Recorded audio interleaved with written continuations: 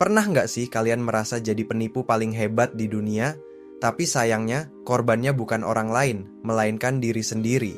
Coba bayangkan si Idil. Setiap malam sebelum lampu kamar dimatikan, Idil selalu berbisik sama langit-langit kamarnya.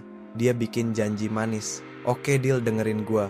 Besok pagi pokoknya harus berubah. Bangun jam 5 teng. Langsung lari pagi, terus baca buku pengembangan diri. Lanjut ngerjain tugas yang udah numpuk seminggu.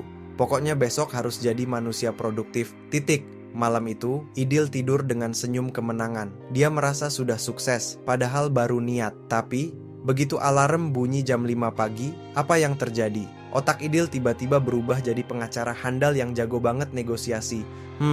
Masih gelap nih, dingin banget lagi, 5 menit lagi deh. Tapi kan lari butuh tenaga, sarapan bubur dulu kali ya. Atau nanti sore aja deh sekalian ngejar sunset biar estetik.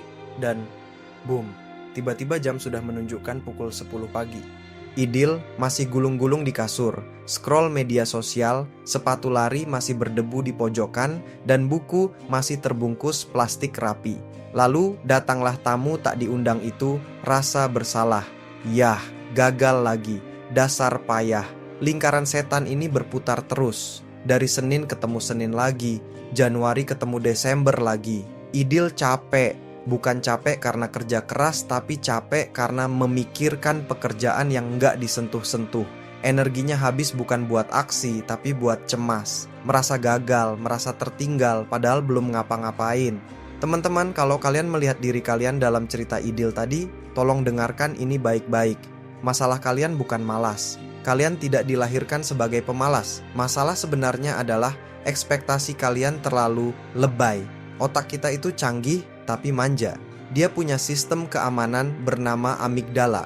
Begitu kita pasang target besar, misalnya lari 30 menit, otak kita langsung menerjemahkannya sebagai ancaman. Otak langsung hitung-hitungan.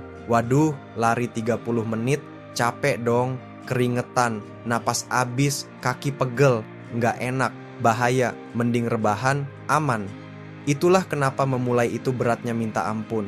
Kita terintimidasi oleh target yang kita buat sendiri.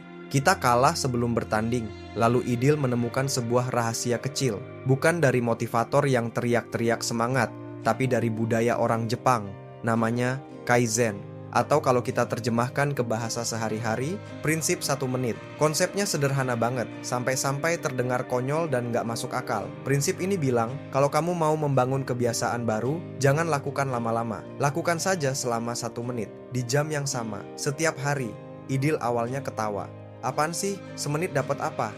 Mana bisa jago main gitar cuma latihan semenit? Mana bisa kurus cuma lari semenit? Tapi tunggu dulu, jangan skeptis dulu. Tujuan utama prinsip ini bukan supaya kita langsung jago. Bukan.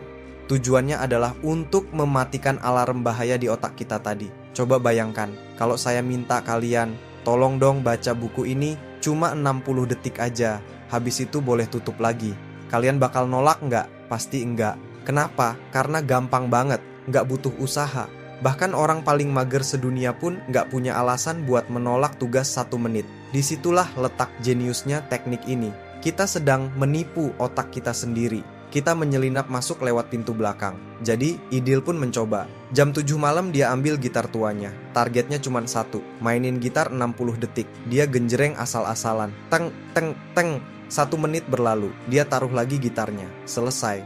Udah, gitu doang, pikir Idil. Besoknya, jam 7 malam lagi. Dia ambil gitar lagi. Genjreng 1 menit, taruh lagi. Rasanya aneh, kayak main-main. Tapi ada satu rasa yang beda, ada rasa puas. Idil membatin, hari ini gue pegang gitar loh, gue gak bolos, gue berhasil. Ada kemenangan kecil, small win. Dan tahukah kalian, otak manusia itu kecanduan sama yang namanya kemenangan, sekecil apapun itu. Masuk hari kelima, Idil ambil gitar, niatnya cuma 1 menit sesuai perjanjian. Tapi pas sudah di detik ke-60, jari Idil rasanya masih gatal.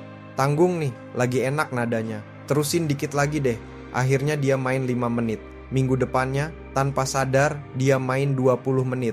Kok bisa begitu? Karena musuh terbesarnya sudah kalah.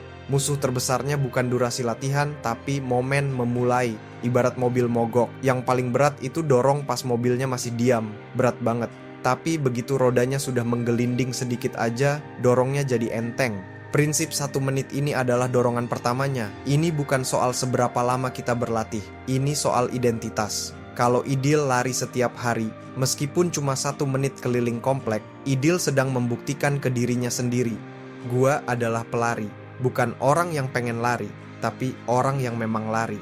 Begitu kita percaya bahwa kita adalah orang yang rajin, maka konsistensi itu jadi otomatis, nggak perlu dipaksa lagi. Jadi teman-teman, kalau hari ini hidup kalian rasanya berat, tugas numpuk kayak gunung, skripsi nggak kelar-kelar, atau pengen diet tapi wacana terus, tolong turunkan standar kalian. Jangan sombong dengan pasang target tinggi yang akhirnya cuma bikin stres. Jadilah rendah hati, mulai dari yang kelihatannya remeh. Ambil buku itu, baca 1 halaman saja, pakai sepatu lari itu, jalan kaki saja ke depan pagar, terus balik lagi. Buka laptop, ketik 1 kalimat saja, cuma 1 menit.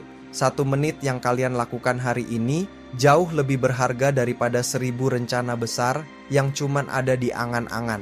Ingat, air yang menetes pelan tapi terus-menerus bisa melubangi batu yang keras. Sementara air bah yang tumpah sekaligus cuman numpang lewat dan bikin banjir, terus kering lagi. Mending jalan pelan kayak kura-kura tapi sampai garis finish daripada lari kencang kayak kelinci tapi ketiduran di tengah jalan. Yuk kita mulai, cukup 1 menit, mulai dari sekarang.